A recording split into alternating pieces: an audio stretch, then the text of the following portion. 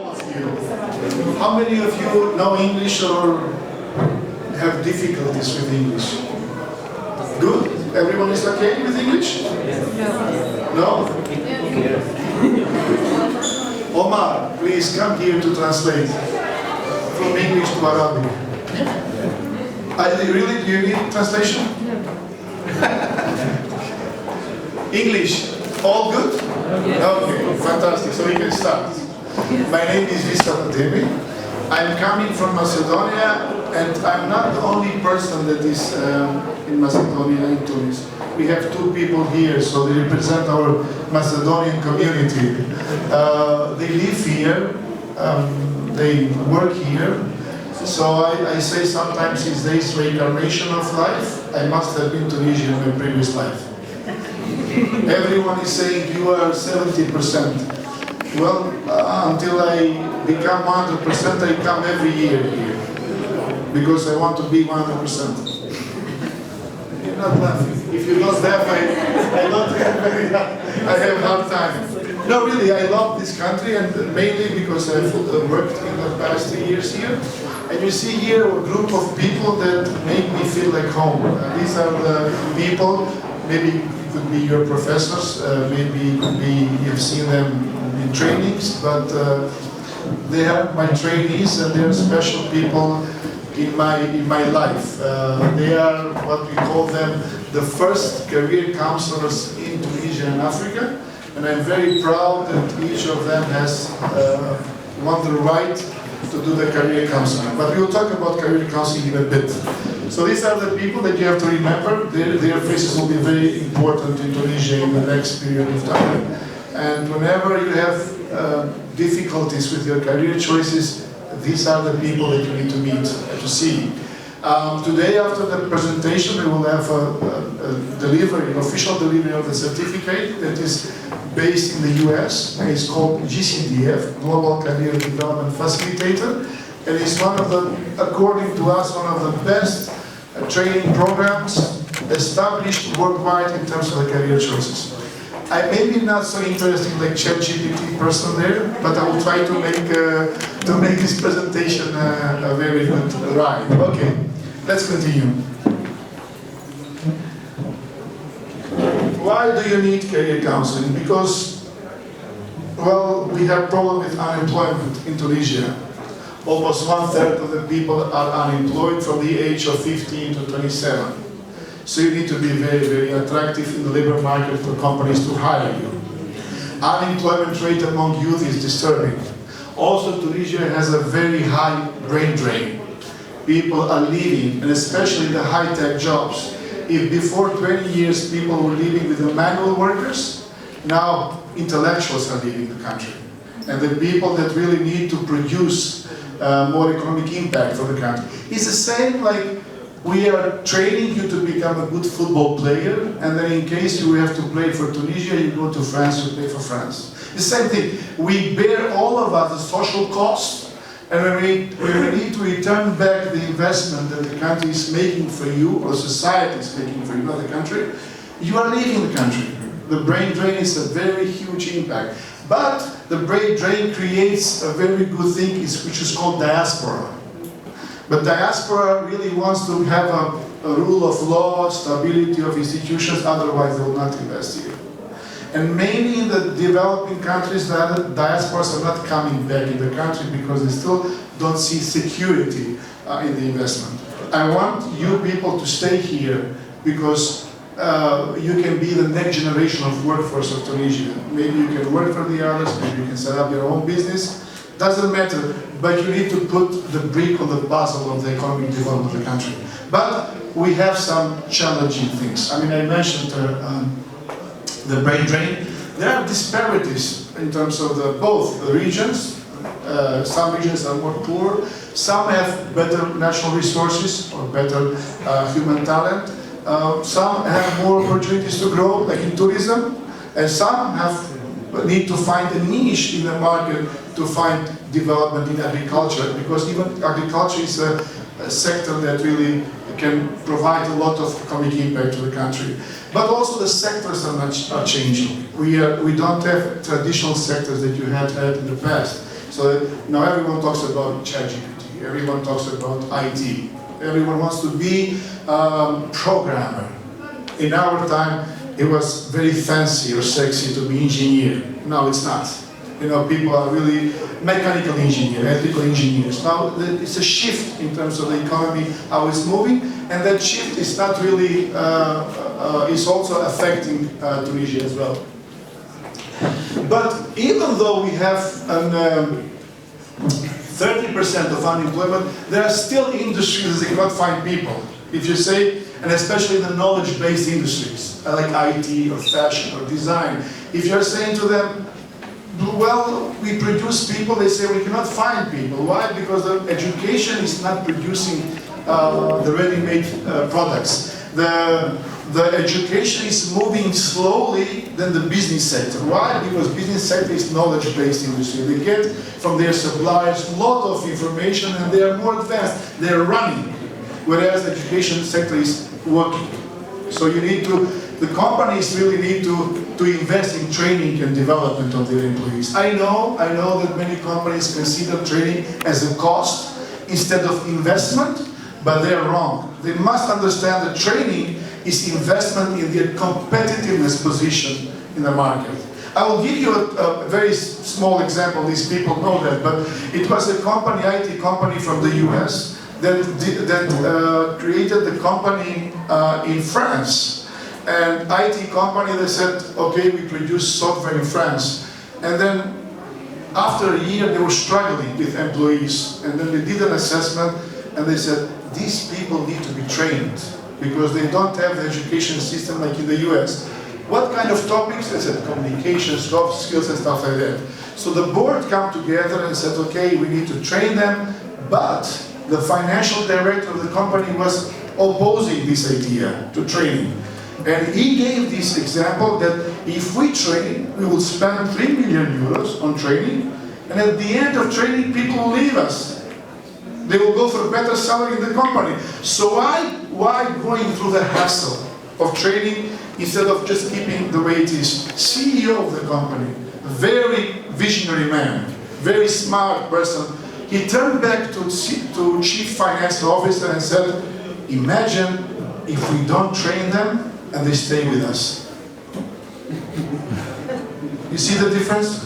You must understand that we are living in the knowledge economy. People keep rotate in the economy, but you will get employees that were trained by the others, and also you provide employees that are trained by you. But the training of the companies, you'll be startups tomorrow, maybe you'll be entrepreneurs. You must invest in human capital. There is no better investment that has no depreciation or not life cycle like investing in skills and competence of the people. These people will tell you better that this is the long-term impact that will produce to the economy of the country. And 21st century competitiveness is all about investing in people. We are living in knowledge economy. I mentioned that. We are living in the time of ChatGPT. We are living in the time of Google. The world is changing. It's not like we used to know before. You know, it's very static, we're moving very slow. There is one or two innovations from 1945 to 90, to telephone and to TV. Now, every day is interesting. Every day is changing. When I was talking about ChatGPT to people, they will say like, okay, this will destroy the education. No, this will destroy the life as we have seen and we have experienced in the past. It will be a new window of opportunity. Thank you very much. Yes. Globally, we have everyone wants to come to cities, to big cities. I was asking people, how many students they're studying from outside of Tunis, studying in Tunis. They said 50%. Everyone wants to live in Tunis. Why? Because there are more opportunities here. So we're leaving the rural places. We are abandoning agriculture. Why? It's not fun. It's not fun. People want to go to high-paid jobs. They want to invest in work balance things. They want to invest in their lifestyle more. And so you have to be close to the market to do that. You cannot live in the rural area and then say that you're a smart person. The world is changing now. And you are not competing with people from Tunisia in the global market. You are competing with me. We are competing with everyone on the world. Why? Because there are platforms that are selling your CV for the jobs in Morocco. There's jobs in France. There are so many Tunisian people living in France. So it becomes globalization makes the skills and competencies in demand. So the companies understand that they need to choose the best talent everywhere. I told to my friends here that the lady that invented ChatGPT is Albanian. I am Albanian as well. Her name is Mira Murati. So she was born in Albania, finished elementary school, secondary school, and then Berkeley recruited her from university. Said, we want to get you there. Why? How did they know about that? Well, because there are platforms, recruitment, headhunting platforms. And you sell your skills and competencies to the platform, you become visible to the world.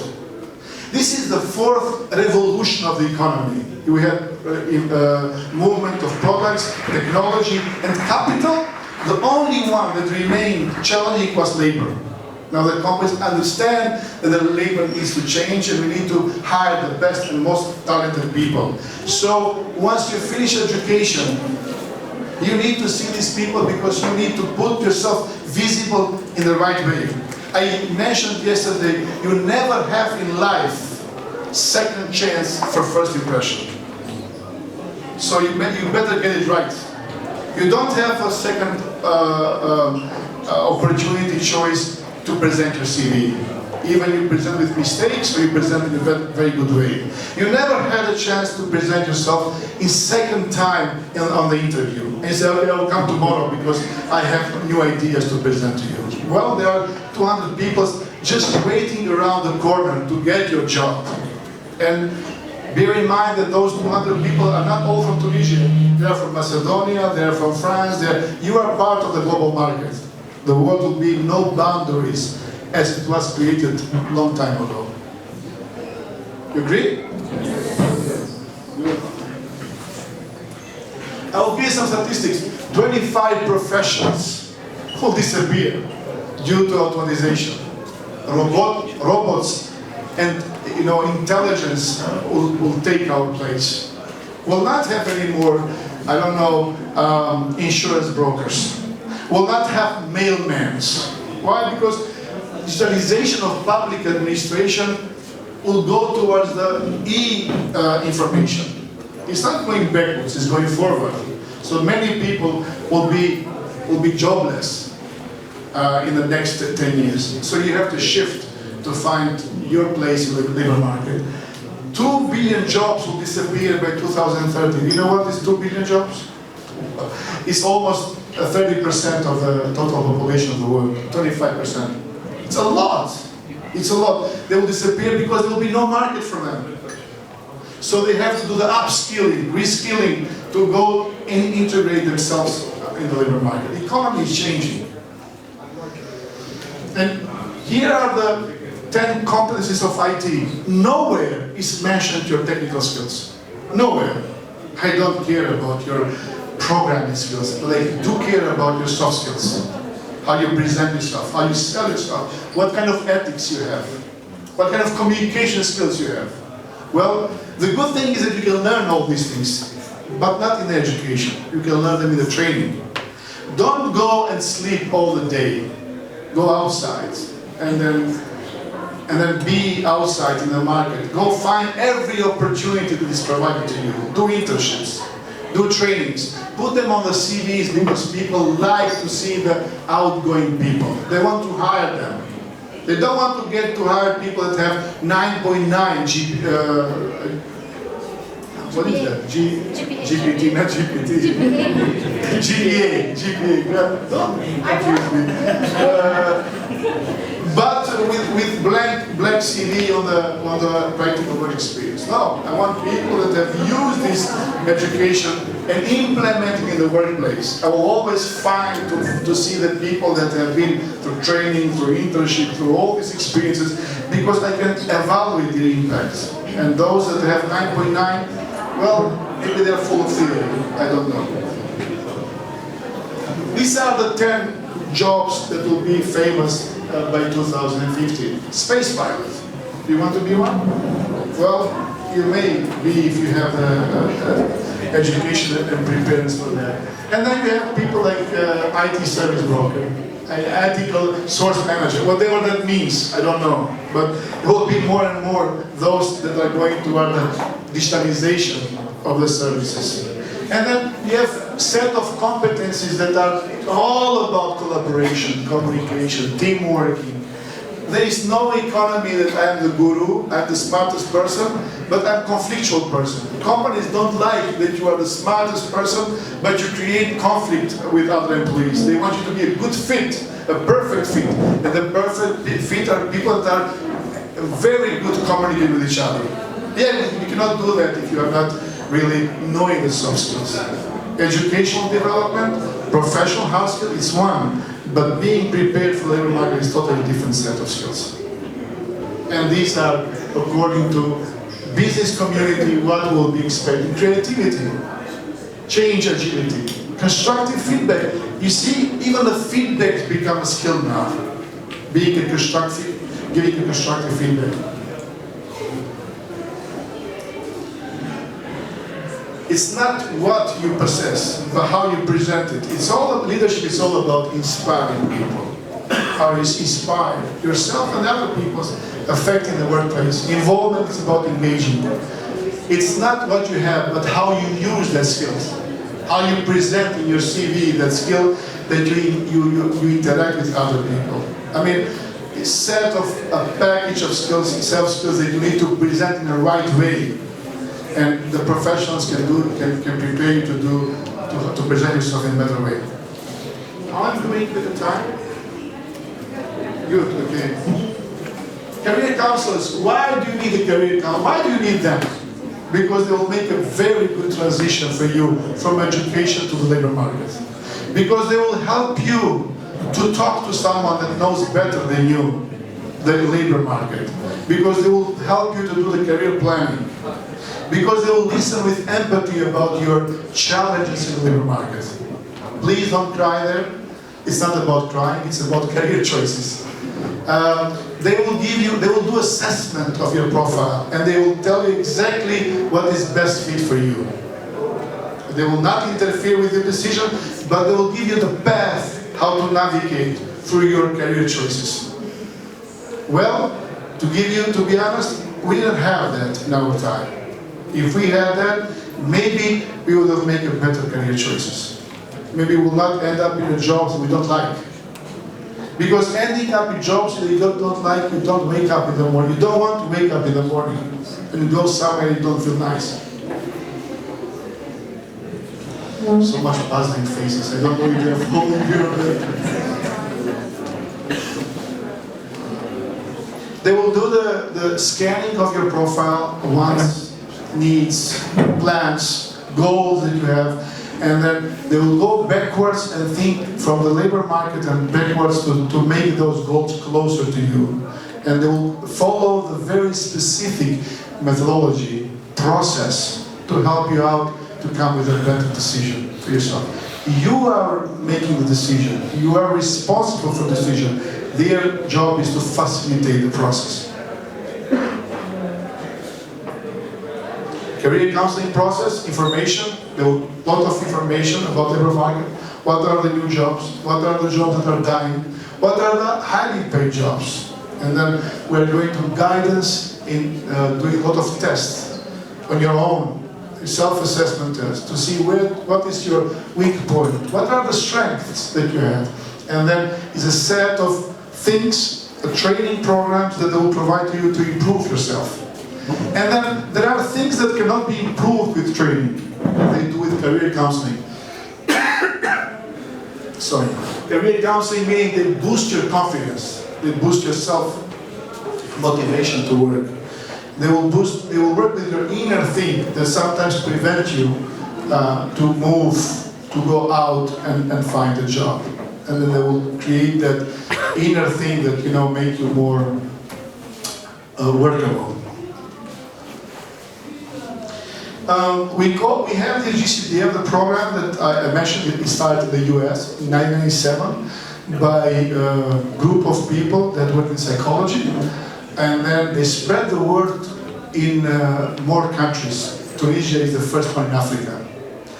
I have been honored to provide this training to a fantastic group of professionals that I have learned a lot from them. I thought that the training would be one-way path that I will provide to them, but they got a lot of experience, and they told me 10 million certificates they didn't know before. So I like, okay, step by step. So GCDF is going to be available. We will deliver the official certificate. We finished the certificate in October of this year. They've gone through very hectic process, and they have these 12 core skills that they have: helping skills, assessment, diversity, career development models, employability skills, training clients and peers. All things are part of their model. We have 3 levels of GCDFs. One, master trainers, people that are responsible for the curricula, and they do the check of quality of other trainings, and these are the master level trainers. This can also create a training for other trainers. And then GCDF trainers are not responsible for the curricula. They get a ready-made curricula and deliver the training. They are responsible to keep the quality of certificate running in Tunisia or everywhere that they will implement outside of Tunisia. And then GCDF practitioners are people that will go through, do the career counseling in small sessions or small training programs. And you'll be part of those trainings. Or if you want to be trainer, they will create new programs later on. We did this in 5 universities, in Kairouan, Sfax, Sousse, Tunis, El Manar, and Jadouba. And we found, and we selected from there a number of people that I mentioned will be the new CDFs. But also we, with USAID jobs, I've been here 3 years, and I've gone through each of the universities to talk to companies, to talk to universities, to be accepting this model. We cannot work with career counseling in isolation.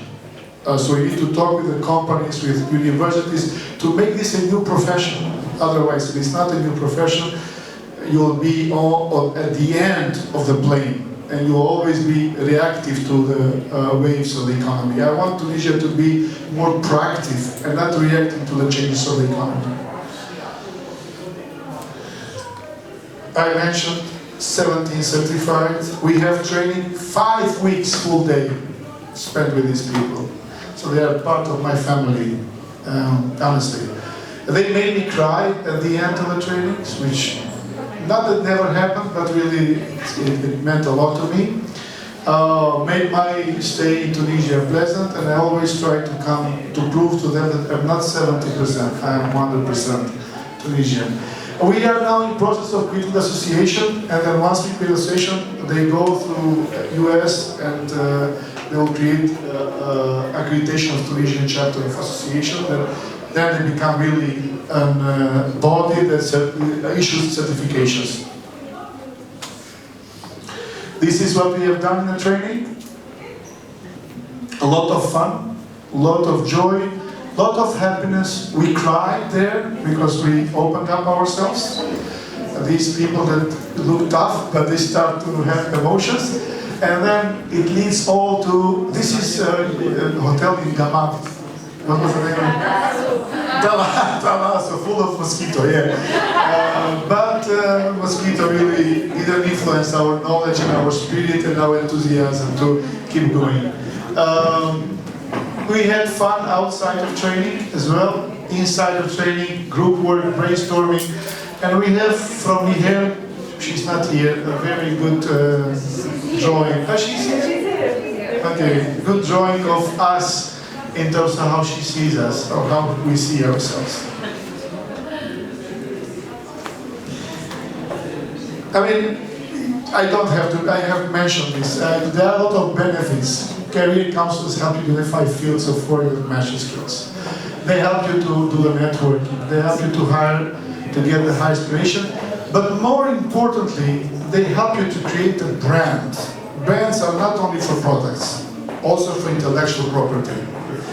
And If you cannot do that because you are lazy and you don't have energy, just imagine that this guy started to develop the KFC at the age of 62. You never let the bad energy to influence you. Jan Koum started WhatsApp at 35, Ferdinand Porsche at 56. So get up, put some energy, and meet your career professional, because you can be the next WhatsApp owner or employee of a big corporation in the world. And you will be all proud with Tunisian people, like I am proud with Mira Morati, even though I don't know her, but you know, we want to have more success stories. Thank you very much.